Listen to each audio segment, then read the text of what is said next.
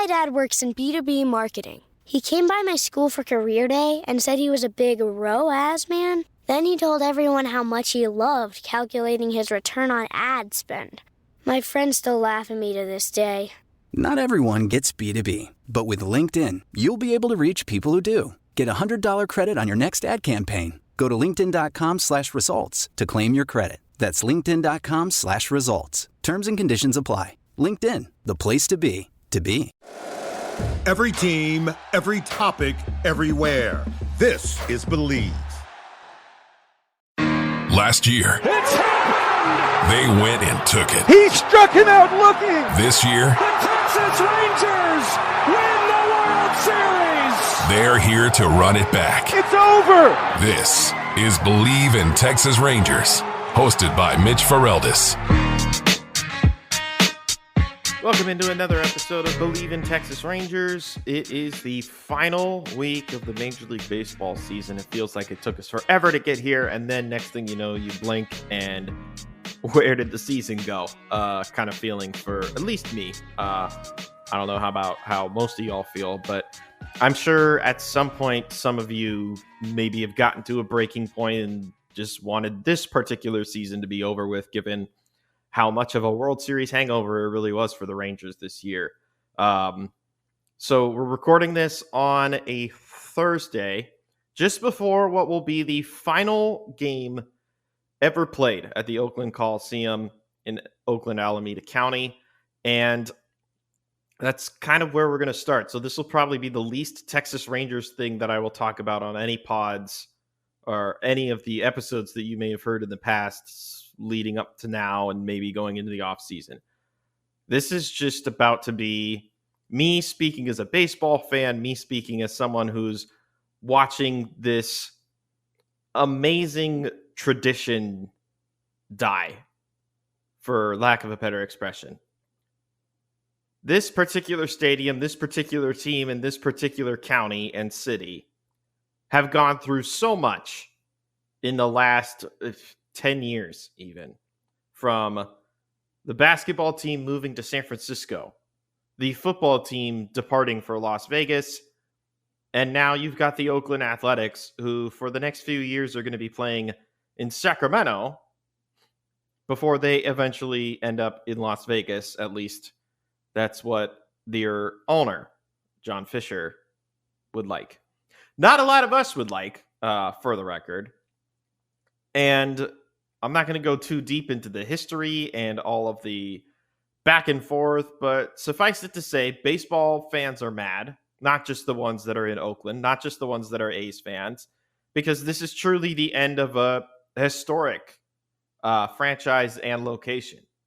This was the last major professional sports team that plays in Oakland specifically.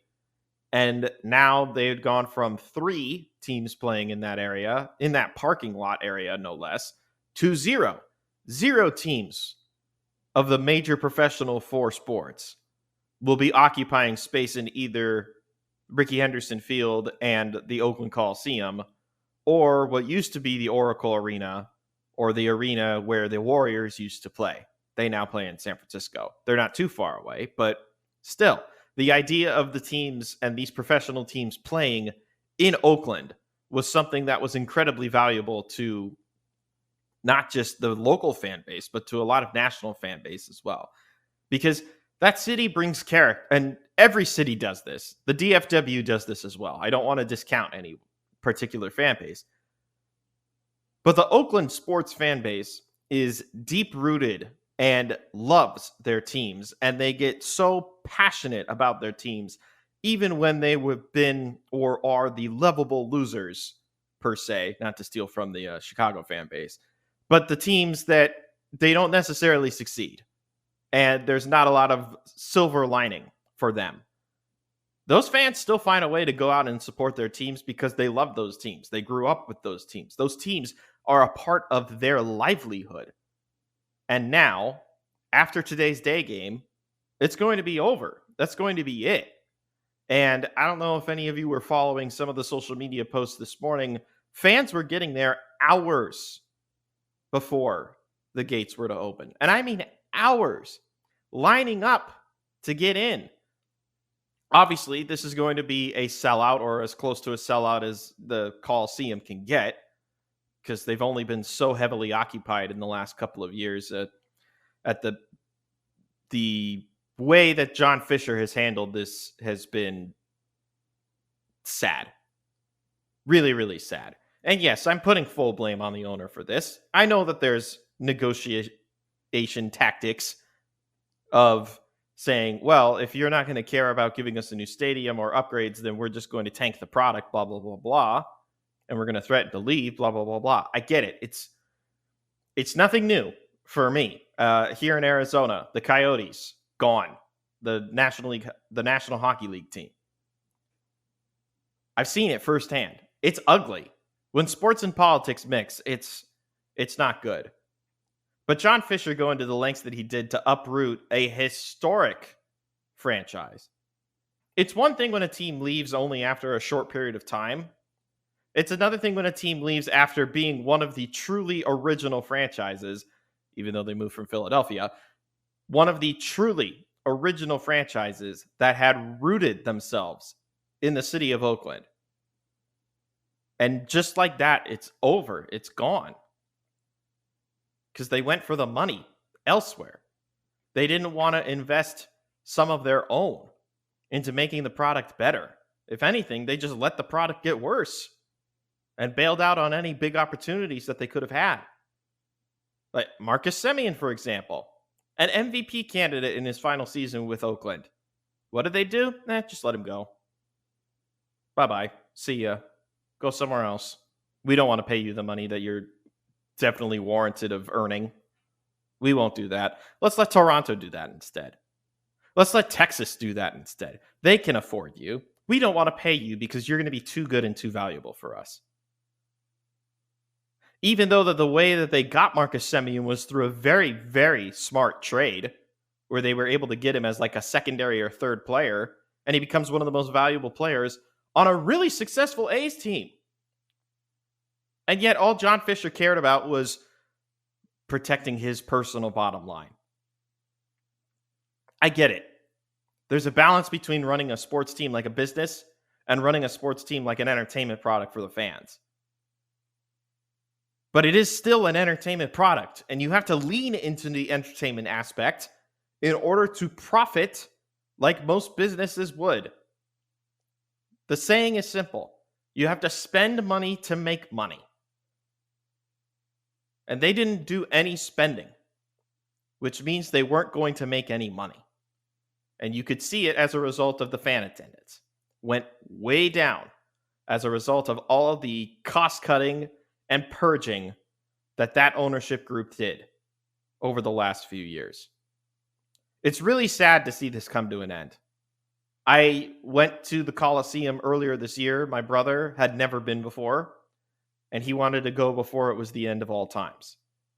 I had a good time. I wore a Cell t-shirt to the game. The A's didn't win, but I could tell that it was an environment, and there's tradition that took place there. Raleigh Fingers and Dennis Eckersley were at the game that day. I could tell that it was supposed to be a sentimental day. Not just for them two, but for the fact that this is the final time that the Oakland A's will be playing in the Coliseum, and let alone in Oakland.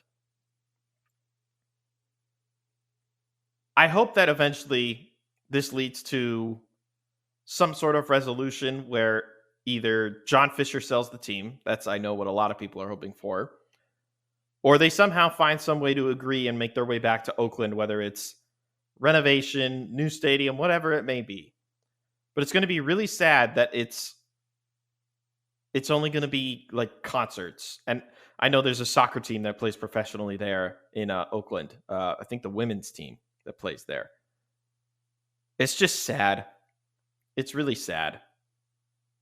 And I'm glad that the Rangers get to be a part of the last ever game, because it brings significance not only to this podcast, but to a lot of you that are Rangers fans and that have grown up with the Rangers playing the A's so many times throughout the years. It's just a sad day for baseball. And I'm sure that the commissioner is going to come out with some statement about how sad this is, that this is the end, and thanks for the memory, blah, blah, blah, blah. He doesn't care either. He cared about pocketing money from Las Vegas for getting a new stadium there and everything else. So, all right, enough about my rant about Oakland. If you want to catch the final game ever played in the Coliseum, it starts later today, midday. And I don't know how emotional it's going to be, but I'm sure it's going to be very, very emotional. This episode is brought to you by Progressive Insurance.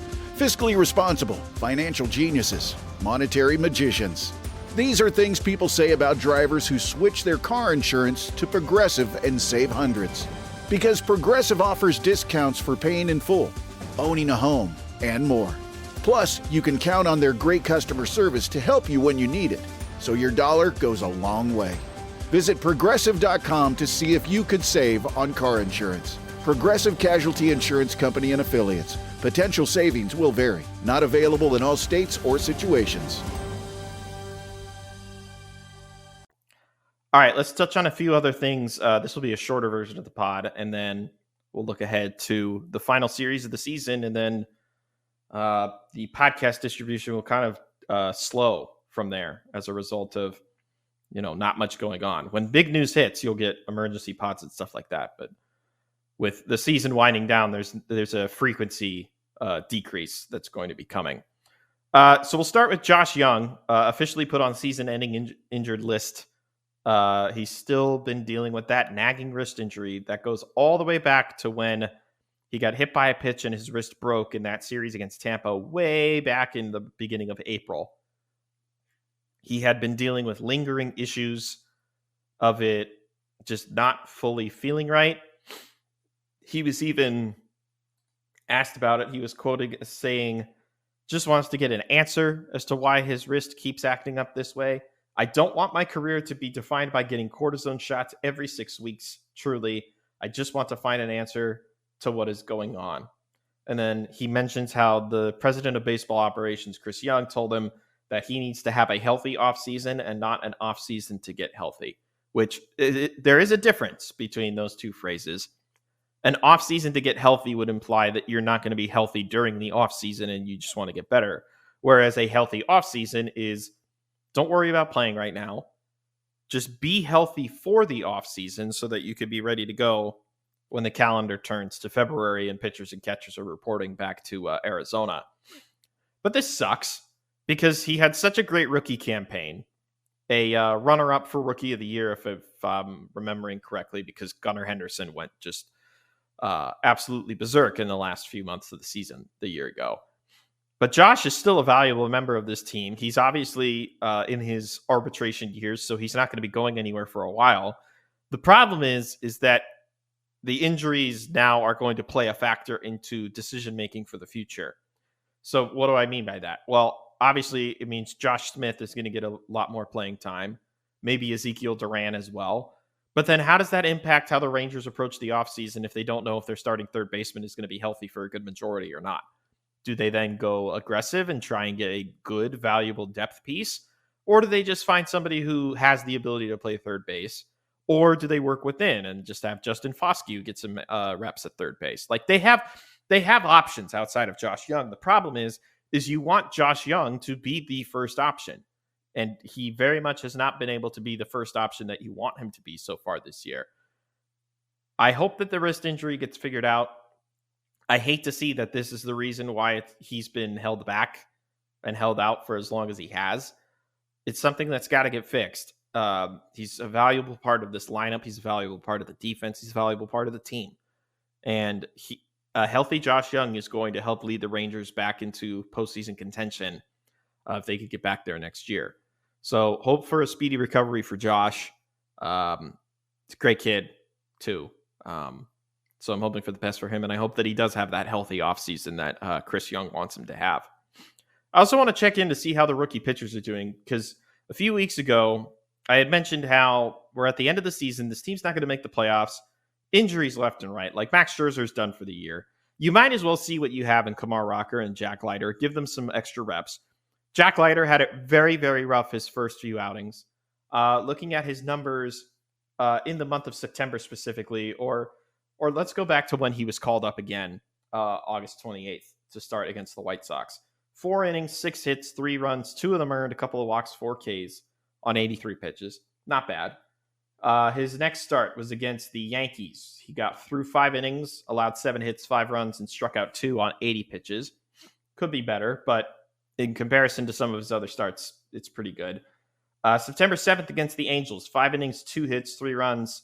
He allowed a home run as one of those runs, a hit by pitch, a couple of walks, and 6 strikeouts on 86 pitches. So a little bit better, but there's some control issues there, as you can tell, just from the base stat line. And then the last few times that he's been used as a follower to Jacob deGrom, who's been getting starts, but he's not been getting hefty starts.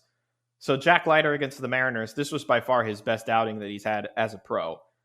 4 innings of relief, 3 hits, 2 runs, one of those runs being a home run, a couple of walks, and 6 strikeouts on 71 pitches. That was his best outing so far this season. And then he got a similar outing against the Mariners a week later, where he threw 5 innings, allowed 6 hits, 7 runs, 2 of them home runs, a couple of walks, and 5 strikeouts. And at that point, he was just saving other arms in the bullpen, if we're being honest. So in full, not the best season for Jack Leiter, but some young players have had very rough starts to their career, then turned out to be all-stars, if we're going to set the bar at a reasonable height for Jack Leiter, a guy who was the number 2 overall pick. So to wrap up the season, he'll probably have another outing, but as it stands right now, he's an 0-3 record, a 9.74 ERA in 8 total games pitched, 32 and a third innings pitched. The strikeout rate per innings is pretty good. He's got 30 strikeouts over 32 and a third innings, which implies that he's going to get a lot of strikeouts when he gets more opportunities. Kumar Rocker, who's going to start this game upcoming here against the A's, has had 2 starts. One of them went great. The other one was a little shaky. I'm sure they'll want to get the pitch count down too, as I'll note here in a second. His first career start against the Mariners went 4 innings, allowed 3 hits, a run. It came in the form of a home run. Walked a couple batters, but then he struck out 7.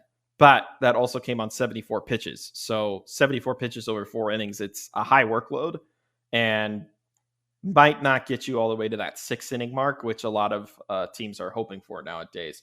And then against the Blue Jays, this was a shorter outing. He went 3 innings, allowed a couple of hits, a run, hit a batter, walked 4, and struck out 5 on 71 pitches. So again, pitch count very much coming into play there for Kumar. He'll get another outing today. I'm curious to see how it goes. It'll be one that we'll reflect on in the next episode. But this is an opportunity for Kumar to prove that he could be worthy of a rotation spot for next year. And Max Scherzer's going to be a free agent. Nathan Eovaldi has vested his option, and he's going to be back for next year. But I think this year taught us more than any other year that the depth of starting pitching is absolutely necessary for this team, given the injury history, not just for this season, but for the careers of some of the key guys that you have, Jacob deGrom in particular. So I don't see anything that would be a negative in terms of keeping Kumar around and maybe even testing him out to make the big league roster for next season. So he'll get another outing today. Curious to see how it goes. And then it'll be the final 3 games coming up for the Rangers and their season. They're going to visit the LA Angels in Anaheim, even though their moniker is LA. Angels are done for the year. They're just playing for pride as well. It's always nice to end with a division foe because then it feels like the games have a little more weight to them because you see those teams a lot. And, it's former manager Ron Washington, somebody who the Rangers have great familiarity with, the Rangers fans have great familiarity with. So it should be an entertaining series. A couple of night games on Friday and Saturday, and then on Sunday it's a day game. All the Sunday games, if I'm not mistaken, start at the same time so that no team is throwing in the towel on the final day. So that everybody starts at the same time, everybody plays the same value of guys, and etc. But that's going to do it for this episode. We'll have another episode after the season is done, do kind of like a season in review style of episode. We'll hand out end of season awards for the players just some fun little stuff to try and bring some light on what has otherwise been a less than memorable season for the most part. So until next time, believe in Texas Rangers.